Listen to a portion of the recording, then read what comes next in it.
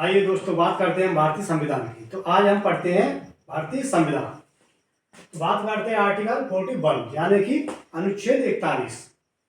तो इसमें जैसे कि 40 पढ़ा था पिछले हमने, उसमें ग्राम पंचायतों की स्थापना थी। लेकिन अब ग्राम पंचायतों की स्थापना तो कर दी 40 के तहत, लेकिन अब उन्हें रोजगार की भी व्यवस्था चाहिए।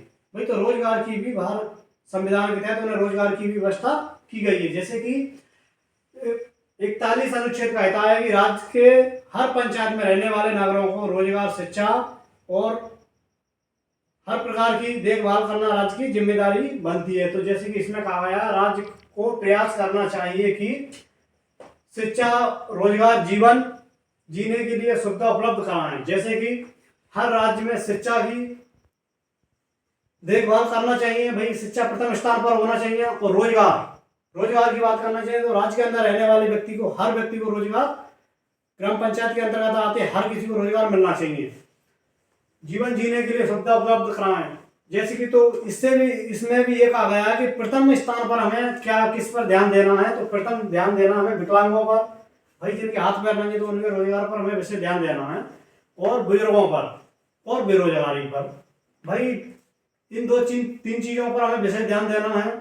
अगला पॉइंट है, राज्य की जिम्मेदारी है कि हर नागरिक को काम करने का अवसर दें। जो राज्य के अंतर्गत रह रहा है व्यक्ति, तो हर व्यक्ति को रोजगार की व्यवस्था करें और काम करने का उन्हें मौका दें। शिक्षा पर विशेष ध्यान दें। इसमें भी ये कहा गया है शिक्षा प्रथम शिक्षा पर हमें जोर देना चाहिए, प्रथम स्थान पर। लेकिन ये सब राज्य की क्षमता, संसाधनों पर निर्भर करता है। भाई ये राज्य की क्षमता पर भी निर्भर करता है, राज्य की क्षमता है रोजगार देने की या नहीं है। तो आगे उद्देश्य है इसका, समाज में कमजोर, वंचित, गरीब वर्ग की सुरक्षा करना। तो राज्य का यह अधिकार बनता है कि समाज में कमजोर और वंचित और गरीब इस प्रकार के व्यक्ति रह रहे हैं, उनकी सुरक्षा करना, देखभाल करना, ये राज्य की जिम्मेदारी बनती है। अगला पॉइंट है, बेरोजगारी पर विशेष ध्यान दें और शिक्षा को बढ़ावा दें। बेरोजगारी है, आज के समय में काफी युवा पढ़े लिखे हैं, पढ़ लिखने के बाद भी रोजगार नहीं मिल रहा है। और अनपढ़ हैं, जो पढ़े लिखे नहीं है, भाई उनको भी हमें रोजगार, मजदूरी, उनको भी विशेष ध्यान देना है। और शिक्षा को तो हमें बहुत आगे तक ले जाना, आगे बढ़ाना उसको। अगला पॉइंट है, हर नागरिक का सम्मान के साथ जीवन जीने का अधिकार है। जो राज्य के अंतर्गत ग्रामों, देहातों में, गाँव में रह रहे व्यक्ति, पंचायतों के अंतर्गत, तो हर व्यक्ति को सम्मान के साथ जीवन जीने का अधिकार है। ऐसा नहीं है कि भाई वो गांव में रह रहे, देहात से आते हैं तो उन्हें उनका कोई सम्मान नहीं। सम्मान भाई हर किसी का सम्मान होना चाहिए। प्रथम अवसर बुजुर्ग, रोगी और अनाथ, विकलांग। तो बुजुर्ग है, बुजुर्गों पर हमें विशेष ध्यान देना। जैसे कि बुजुर्ग व्यक्ति है तो उनकी भाई 70 साल से काफी उम्र है, तो उनके भी विशेष ध्यान देना है। रोगी व्यक्ति है तो उनकी खान पीन की व्यवस्था पंचायत के अंतर्गत आर्टिकल 41 के तहत उनको व्यवस्था करानी चाहिए। अगला पॉइंट है अनाथ, जिसके माता पिता पहले से नहीं है तो उनकी घर की व्यवस्था, भाई देखभाल पंचायत के अंतर्गत ये भी होना चाहिए।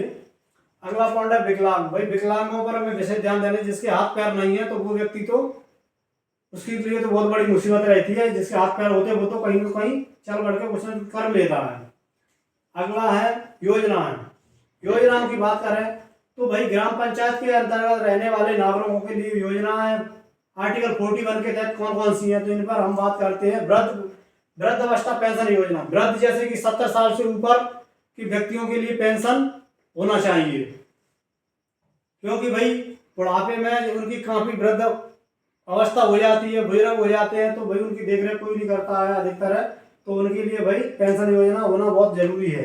अगला पॉइंट है विधवा पेंशन योजना, भाई इसमें उम्र से कोई मायने नहीं रखती है, या तो उम्र 25 की हो या 75 की, उससे कोई फर्क नहीं है। भाई विधवा है महिला तो उसके लिए भी पेंशन योजना होना चाहिए। अगला पॉइंट है विकलांग, भाई जिसके हाथ पैर नहीं है, भाई उसके यहाँ पे भी कोई उम्र का कोई मतलब नहीं है, उम्र से कोई लेन देन नहीं है। भाई अगर जिसके हाथ पैर नहीं है तो उसके लिए भी भाई पेंशन योजना होना चाहिए। अगला पॉइंट है शिक्षा, कौशल विकास योजना। शिक्षा जैसे गांव में प्राइमरी, पंचायत के अंतर्गत प्राइमरी विद्यालयों को विशेष ध्यान देना चाहिए, मिडिल विद्यालयों पर भी देना चाहिए। तो ये पंचायत के अंतर्गत आते हैं ऐसे विद्यालय। राज्य के अंतर्गत शिक्षा प्राइमरी विद्यालय भी होना चाहिए, हर पंचायत के अंतर्गत प्राइमरी विद्यालय होना चाहिए। और तकनीकी शिक्षा पर विशेष ध्यान देना चाहिए। जैसे कि अगला पॉइंट है प्रधानमंत्री आवास योजना। जो पंचायत के अंतर्गत रहने वाले गरीब, कमजोर, वंचित व्यक्ति रह रहे, निवास कर रहे हैं, तो आज़ादी से पहले से भी उन्हें घास फूस की मड़ाइयों में रह रहे थे, झोंपड़ियों में भी निवास कर रहे थे, तो उन लोगों के लिए भी भाई एक घर की व्यवस्था पंचायत के अंतर्गत की गई है, तो उनके लिए भी होना चाहिए।